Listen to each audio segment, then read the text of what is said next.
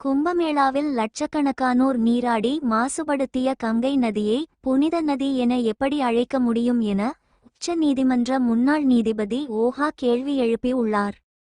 மூத்த வழக்கறிஞர் என்.ஆர். இளங்கோவின் மகன் ராகேஷ் ரங்கநாதனின் 25வது பிறந்த நாளை கொண்டாடும் விதமாக ராகேஷ் அறக்கட்டளை மற்றும் ராகேஷ் அறக்கட்டளை மற்றும் ரோஜா முத்தையா ஆராய்ச்சி நூலகம் ஆகியவை இணைந்து நீதி மற்றும் சமத்துவம் குறித்த தொடர் சொற்பொழிவை நடத்தி வருகிறது.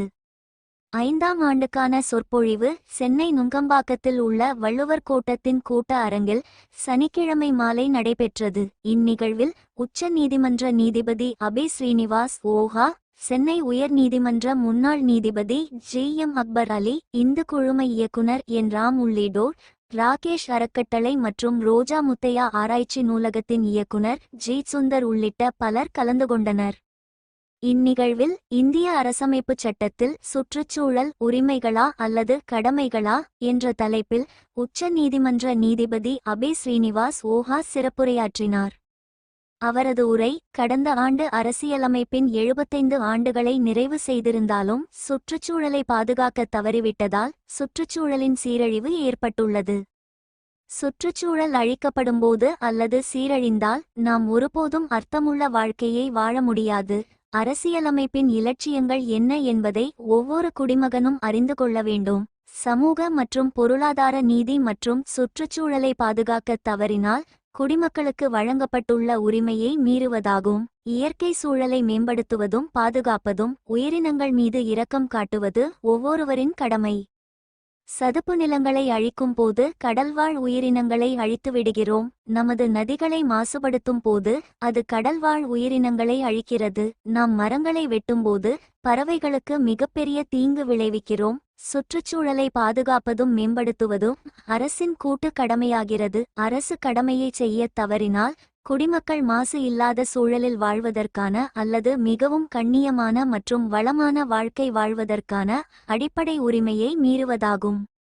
சில ஆண்டுகளுக்கு முன்பு பிரயாக்ராஜில் கும்பமேளா நடந்தது. அங்குள்ள கங்கை நதியில் கோடிக்கணக்கான மக்கள் குளித்ததாக கூறப்படுகிறது. நதிக்கு நாம் என்ன மாதிரியான மாசுபாட்டை ஏற்படுத்துகிறோம் என்று கற்பனை செய்து பாருங்கள். யாரோ ஒருவர் புனித நதி என்று அழைக்கும் நதியில் தினமும் லட்சக்கணக்கான மக்கள் நீராடுகிறார்கள். நீங்களே மாசு ஏற்படுத்தினால் எப்படி புனித நதி என்று அழைக்க முடியும்? மதச் சடங்கு ஒன்றுக்காக மத்திய பிரதேசத்தில் உள்ள ஆற்றில் பல லட்சம் லிட்டர் பால் கரைக்கப்பட்டதாக படித்தேன். பால் ஆக்சிஜனை உறிஞ்சும் ஒரு பொருள் என்பதால் கடல்வாழ் உயிரினங்களை முழுவதுமாக கொன்று குவித்திருக்க வேண்டும். அந்த மாசு அளவு மற்றும் ஆற்று நீரின் தரத்தை மேம்படுத்த பல ஆண்டுகள் ஆகும். சமூக நீதி மற்றும் அறிவியல் மனப்பான்மை இல்லாமை குறித்து யோசிக்க வேண்டும். இந்தியாவில் எத்தனையோ ஏழை குழந்தைகளுக்கு பால் தேவைப்படுகிறது. ஆற்றில் ஊற்றிய 11 லட்சம் லிட்டர் பாலை ஏழை குழந்தைகளுக்கு கொடுத்திருக்க வேண்டும். அவர்களுக்கு பால் முக்கிய தேவையாக உள்ளது. விநாயகர் சதுர்த்தி, நவராத்திரி மற்றும் பல பண்டிகைகளில் நீர் மாசு, காற்று மாசு, ஒலி மாசு ஆகியவற்றை உருவாக்குகிறோம். சுற்றுச்சூழல் பாதுகாப்பு சட்டத்தின் கீழ் உள்ள விதிகள் தவறாமல் மீறப்படுகின்றன. நமது காதுகளிலும் மூளையிலும் எவ்வளவு அதிக சத்தம் ஏற்படும் என்பதை நாம் கற்பனை செய்து பார்க்க முடியாது. மூளையை பாதிக்கிறது.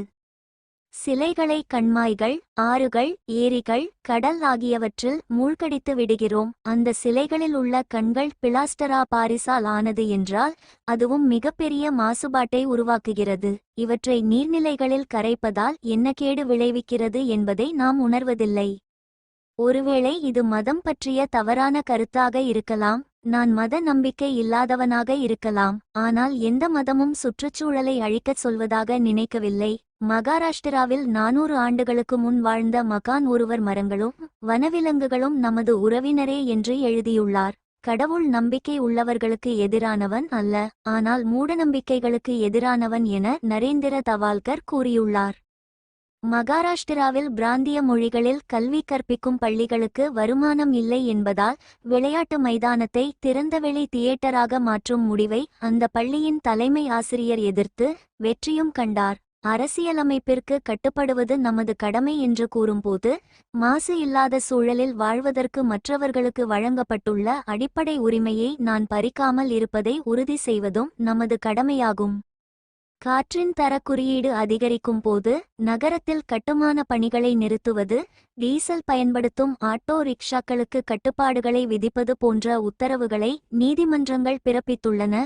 இந்த உத்தரவுகள் அனைத்தும் உயரதிகாரிகளின் நலனுக்காக பிறப்பிக்கப்பட்டவை என்று யாராவது கூறினால் அவை முற்றிலும் தவறானவை. இப்போது காற்று மாசுபாட்டால் பாதிக்கப்படுவது யார்? தெருக்களிலும் நடைபாதைகளிலும் வேலை செய்யும் தொழிலாளர்கள், கூலியாட்கள், துப்புரவு தொழிலாளர்கள் தான். டெல்லியில் உள்ள அனைத்து பொது மருத்துவமனைகளின் புள்ளிவிவரங்களை பார்த்தால் சாலையோரம் காய்கறிகள் மற்றும் பழங்கள் விற்கும் ஏழை மக்கள் சுவாச நோய்களுக்கான சிகிச்சைக்காக மருத்துவமனைகளை அணுக வேண்டியுள்ளது. பங்களாக்களில் காற்று சுத்திகரிப்பு இயந்திரங்களை நிறுவிக்கொள்ள முடியும். காற்றுத்தர குறியீட்டில் டெல்லியும் மும்பையும் போட்டியிடுகின்றன. காற்று மாசு ஏற்படும் போது ஏழை மக்கள் அதிகம் பாதிக்கப்படுகிறார்கள் என்பதை நினைவில் கொள்ள வேண்டும். பெரிய ஏரிகளை அசுத்தப்படுத்துகிறோம், பெரிய ஏரிகளை ஆக்கிரமித்து கடற்கரைகளை மாசுபடுத்துகிறோம், சதுப்பு நிலங்களை அழிக்கிறோம். சதுப்பு நிலங்கள் ஒட்டுமொத்த கடல்வாழ் உயிரினங்களையும் மீன், நண்டு, கடல் ஆமைகள் போன்றவற்றையும் பாதுகாக்கின்றன. சதுப்பு நிலங்களை அழிக்கும் போது ஆறுகள், கடல்கள் மற்றும் ஏரிகளை மாசுபடுத்தும் போது மீனவர் சமூகம் பாதிக்கப்படுகிறது. வருமானம் இல்லாமல் தவிக்கிறார்கள். இந்தியாவின் பல பகுதிகளில் நடப்பதை பார்த்திருக்கிறோம். கிராமப்புறங்களில் உள்ள மக்கள் குடிநீருக்காக ஏரிகள் மற்றும் ஆறுகளை நம்பியுள்ளனர். வசதியாக நகரங்களில் வசிப்பவர்கள் வடிகட்டிய நீரை பெறுகின்றனர். இதைச் சொல்லும்போது முழு அரசியல் வர்க்கத்தை பற்றியும் சொல்கிறேன். நான் எந்த ஒரு அரசியல் கட்சியோடும் மட்டும் நின்றுவிடவில்லை. எனவே எந்த ஒரு அரசியல் கட்சியும் சுற்றுச்சூழலை பற்றி தீவிரமாக எடுத்துக்கொள்ளவில்லை. சுற்றுச்சூழல் தொடர்பான சட்டங்களை மீறுபவர்கள் மீது தைரியமாக விரல்களை சுட்டிக்காட்டும் செயல்பாட்டாளர்களுக்கு மக்கள் ஆதரவு கிடைக்காதது மிகவும் வருந்தத்தக்கது. நெடுஞ்சாலைகள், மேம்பாலம், மெட்ரோ ரயில், கடலோரச் சாலைகள் போன்றவற்றை கட்டுவதற்காக பெரிய அளவில் மரங்களை வெட்டுவதை அரசியல்வாதிகள் வளர்ச்சி என்கிறார்கள். உள்கட்டமைப்பு திட்டங்கள் வேண்டாம் என்று சொல்லவில்லை. ஆனால் அதிகாரிகள் யாரும் கூடுமானவரை மரங்களை காப்பாற்றுவது பற்றி சிந்திக்கவில்லை. இந்தியாவில் உள்ள அனைத்து பெரிய நகரங்களும் 30 முதல் 40 விழுக்காடு வரை அளவுக்கு பசுமையை இழந்துவிட்டன. மும்பாய் உட்பட அனைத்து பெரிய நகரங்களிலும் ஏழை பிரிவைச் சேர்ந்தவர்கள், கீழ் நடுத்தர வர்க்கத்தைச் சேர்ந்தவர்கள் குடியிருப்புகள் வாங்குவது சாத்தியமற்றது. எனவே போதுமான எண்ணிக்கையிலான மலிவு வீடுகளை வழங்க முடியாததால் அவர்கள் சட்டவிரோத கட்டிடங்கள் அல்லது குடிசைகளில் தங்க வேண்டிய கட்டாயத்தில் உள்ளனர். பல மாநிலங்களில் அரசியல் தலைவர்களும் சமூகத்தின் சில கூறுகளும் தங்கள் சொந்த மொழி, மாநில மொழி என்று வரும்போது அவர்கள் இணைந்து குரல் கொடுக்கிறார்கள். ஆனால் எத்தனை புதிய பள்ளிகளில் உள்ளூர் மொழியில் பயிற்சி அளிக்கப்படுகிறது? சுற்றுச்சூழலை பணயம் வைத்து தான் வளர்ச்சி பணிகள், உள்கட்டமைப்பு பணிகளை செய்ய முடியுமா என்று முடிவெடுக்க வேண்டும். அதிர்ஷ்டவசமாக கிட்டத்தட்ட அனைத்து மாநிலங்களிலும் அதிகாரியின் அனுமதியின்றி நீங்கள் மரத்தை வெட்ட முடியாது என்று கட்டுப்பாட்டை உருவாக்கியுள்ளனர். ஒரு மரத்தை வெட்டுவதற்கு காடு வளர்ப்பு முறையில் 50 மரங்களை நட வேண்டும் என வெவ்வேறு மாநிலங்களில் நடைமுறையில் சட்டங்கள் உள்ளன. அறிவியல் முறையில் மர கணக்கெடுப்பு நடத்தப்பட வேண்டியது காலத்தின் தேவை. கர்நாடகாவில் பல சமயங்களில் 20 முதல் 30 விழுக்காடு மரங்களை நீதிமன்றத்தால் காப்பாற்ற முடிந்தது. மர ஆணையம் 100 மரங்களை வெட்ட அனுமதி அளித்தவுடன் ஒரு குழு அந்த இடத்திற்கு சென்று பார்வையிட்ட பிறகு 25 முதல் 75 மரங்கள் மட்டுமே வெட்டப்பட வேண்டும். சில மரங்களை வேறு இடத்திற்கு மாற்றலாம் என யோசனை தெரிவித்து அதை நீதிமன்றம் ஏற்றுக்கொண்டது. ஒரு திட்டத்தின் சீரமைப்பை உருவாக்கும் அதிகாரிகள் தங்கள் மனதை செலுத்த வேண்டும். மரங்கள் இருந்த இடத்திலிருந்து 50 கிலோமீட்டர் தொலைவில் காடுகளை உருவாக்க அதிகாரிகள் அனுமதி வழங்குவதையும் பார்த்திருக்கிறேன்.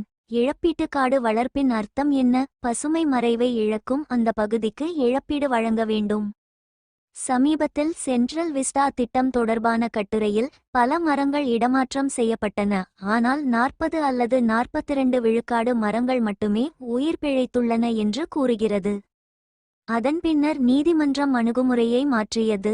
முதலில் நீங்கள் மரங்களை நட்டு இடமாற்றம் செய்ய வேண்டியவற்றை இடமாற்றம் செய்யுங்கள். பிறகு மரங்களை வெட்டுவதற்கு உண்மையான அனுமதி வழங்குவோம் என்று நீதிமன்றம் கூறியது.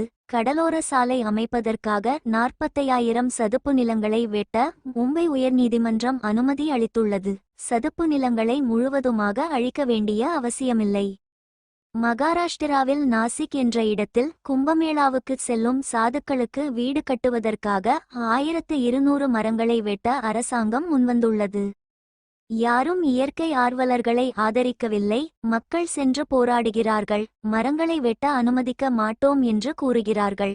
அத்தியாவசிய மத விழாக்களுக்கு யாரும் தடையாக வரமாட்டார்கள். ஆனால் சாதுக்களுக்கு இடமளிக்க மரங்களை ஏன் வெட்ட வேண்டும்? இப்போது மீண்டும் ஏன் இப்படி நடக்கிறது? ஏனென்றால் நம்மிடம் அறிவியல் உணர்வு இல்லாததுதான். அதிர்ஷ்டவசமாக தேசிய பசுமை தீர்ப்பாயம் தலையிட்டது. சில வகையான இடைக்கால உத்தரவு வழங்கப்பட்டுள்ளது. நமது அரசியலமைப்புச் சட்டத்தை புரிந்துகொள்வது மிகவும் எளிது. டாக்டர் பாபா சாகேப் அம்பேத்கர் போன்ற தொலைநோக்கு பார்வை கொண்டவர்கள் அரசியலமைப்பை வழங்கியுள்ளனர். அரசியலமைப்பு சட்ட புத்தகத்தை படித்தால் சுற்றுச்சூழலை பற்றிய சட்டங்களை புரிந்துகொள்வது மிகவும் எளிதானது. இவ்வாறு நீதிபதி ஓஹா சிறப்புரையாற்றினார்.